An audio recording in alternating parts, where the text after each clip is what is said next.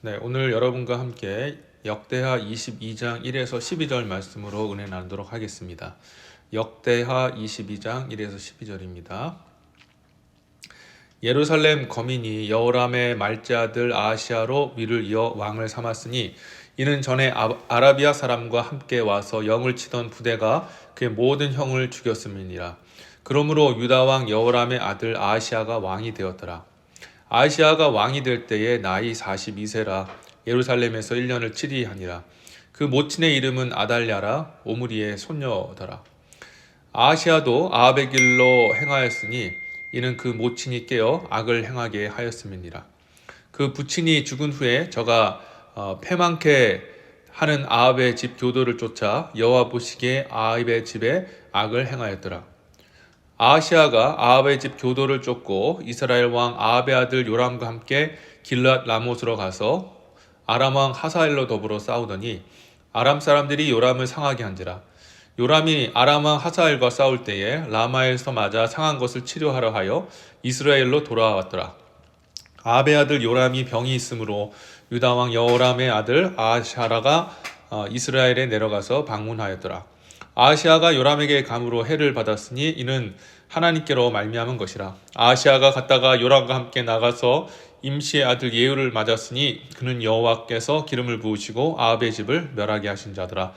예후가 아람의 집을 징벌할 때에 유다 방백들과 아하시야의 형제들, 아들들, 곧 아하시야를 섬기는 자들을 만나서 죽였고 아하시야는 사마리아에 숨었더니 예후가 찾음에 무리가 예후에게로 잡아다가 죽이고 이르기를 저는 전심으로 여호와를 구하던 여호사밧의 아들이라 하고 장사하였더라. 이에 아하시야의 집이 약하여 왕위를 지키지 못하게 되니라. 아하시야의 모친 아달랴가 그 아들이 죽은 것을 보고 일어나 유다 집 왕의 씨를 진멸하였으나 왕의 딸 여호스밧의 아하시야의 아들 요아스를 왕자들의 죽임을 당하는 중에도 조적하여 내고 저와 그 유모를 침실에 숨겨 아달랴를 피하게 한 고로 아달랴가 저를 죽이지 못하였더라. 여호스밧은 여호람 왕의 딸이요 아하시야의 누이요 제사장 여호야다의 아내였더라. 요아스가 저와 함께 하나님 전에 6년을 숨어 있는 동안에 아달랴가 나라를 다스렸더라. 아멘. 자, 오늘은 난 무엇을 심어야 하나라는 제목으로 말씀 전하겠습니다. 자, 신실했던 여호사밧의 아들이었던 여호람 왕, 아버지와 다른 그런 우상 숭배자의 길을 걷게 됩니다. 북이스라엘의 악한 왕 아합의 딸과 만나서 혼인하고 아합 왕과 같이 하나님을 떠나서 온 유다 백성들로 우상 숭배자의 길을 걷게 하였습니다. 이렇게 다윗의 자손으로 태어났지만 하나님 앞에서 악을 행하던 여호람 왕은 하나님께 결국 심판을 받고 창자의 병이 생겨서 창자가 몸 밖으로 쏟아져 나오는 병으로 고생하다가 비참한 말로를 맞게 됩니다. 이렇게 여호람 왕이 죽고요. 그를 이어서 그의 아들 아하시야가 왕위를 물려받게 됩니다. 그런데 이 아하시야도 아버지 여호람의 길에서 떠나지 않고 하나님 앞에서 악을 행하는 길을 걷게 되죠. 4절 말씀에 보시면 그 부친이 죽은 후에 저가 패망케 하는 아합의 집 교도를 쫓아 여호와 보시기 아합의 집같이 악을 행하였더라 라고 기록됐습니다. 누가 또 다윗 가문의 왕을 이렇게 타락시켜 버렸을까요? 바로 그의 모친이었던 아달랴였습니다. 자, 3절 다시 한번 보시면 아하시야도 아합의 길로 행하였으니 이는 그 모친이 깨어 악을 행하게 하였음이더라. 자기 남편도 깨어서 악을 행하게 하였더니 이제는 자기가 낳은 아들 아하시야도 깨어 부친과 같이 하나님을 대적하는 악한 길을 걷게 했던 것입니다. 우리가 이것을 통해 무엇을 알 수 있을까요? 가정에서 아내와 어머니의 영향력이 매우 강력하다는 것을 기억해야 합니다. 아내가 믿음이 있으면 결국엔 남편도 믿음을 갖게 되지만 아내가 불신자면 신자 남편도 신앙을 잃어버린 경우를 많이 보았습니다. 가정에서 여성의 영향력이 얼마나 강한지는 최초의 인간이었던 아담과 하와 부부 사이에도 나타났습니다. 왜냐하면 아담이 그 아내 하와의 말을 듣고요. 하나님께서 먹지 말라고 했던 선악을 알게 하는 나무 실과를 먹게 되었습니다. 그리고 하나님께 범죄하고 저주를 받게 되었죠. 믿음의 조상인 아브라함의 인생에서 큰 실수가 있었습니다. 그게 무엇이냐면 바로 하나님께서 주마 약속하신 아들을 기다리지 못하고 부인의 여종인 하갈과 동침해서 이스마엘을 낳았다는 것입니다. 아브라함 당시에 이스마엘은 그냥 아브라함 몸종에서 나온 그냥 평범한 아들이었죠. 그런데 이 이스마엘이 나중에 장성하여 자손을 낳게 되었는데 이 자손들이 나중에 이스라엘의 대적이 되어 평생을 이스라엘을 괴롭게 했던 겁니다. 그 중에 대표적인 민족이 이스마엘의 자손 중에 게달이라는 민족이 있는데요. 이 게달 민족은 이스마엘의 아들의 후손으로서 아라비아 유목 부족들이었습니다. 이 아라비아 유목민들이 1절에 등장하고 있어요. 유다의 여호람 왕이 하나님께 범죄하여 창자가 쏟아져 나오는 심판을 받고 그때 하나님께서는 그 심판뿐만 아니라 악한 왕이었던 여호람 왕의 그 형제들을 하나님께서 생명을 취하셨는데 그때 여호람 왕의 아들들의 생명을 빼앗아간 그런 족속들이 바로 아라비아 사람들이었다라고 오늘 본문 1절에 기록이 되어 있습니다. 예루살렘 거민이 여호람의 말제 아들 아하시아로 위를 이어 왕을 삼았으니 전에 아라비아 사람과 함께 와서 영을 치던 부대가 그의 모든 형을 죽였음이더라. 그러므로 유다 왕 여호람의 아들 아하시아가 왕이 되었더라.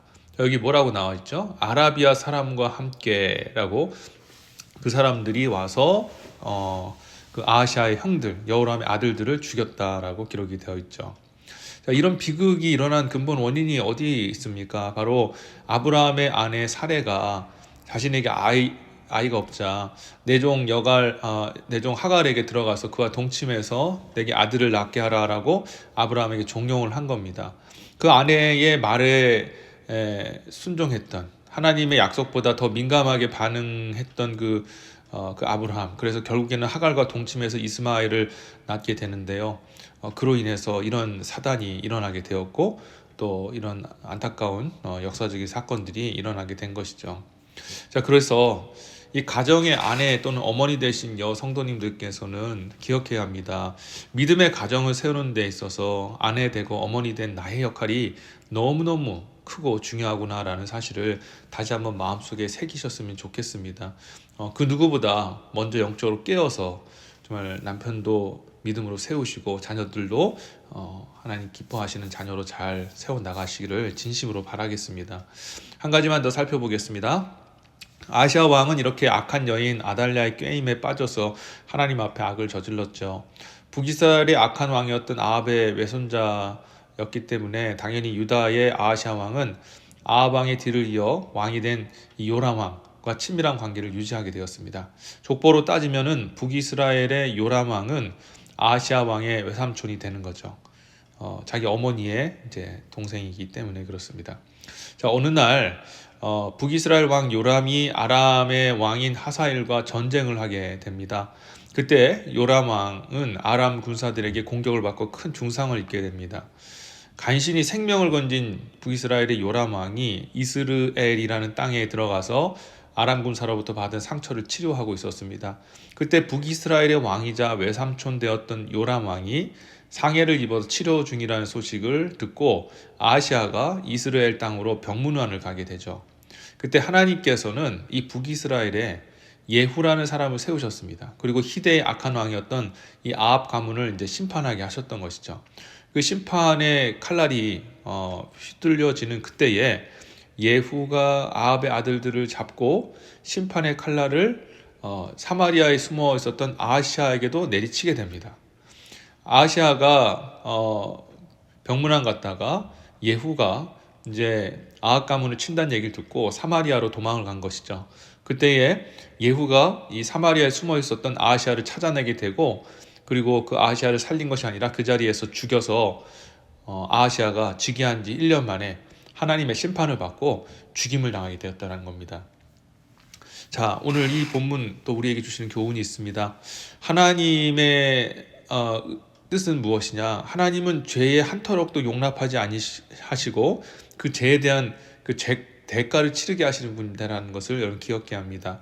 우리가 하나님 앞에 범죄하면 우리 하나님이 예수 그리스도의 보혈의 피로 우리를 용서해 주시죠.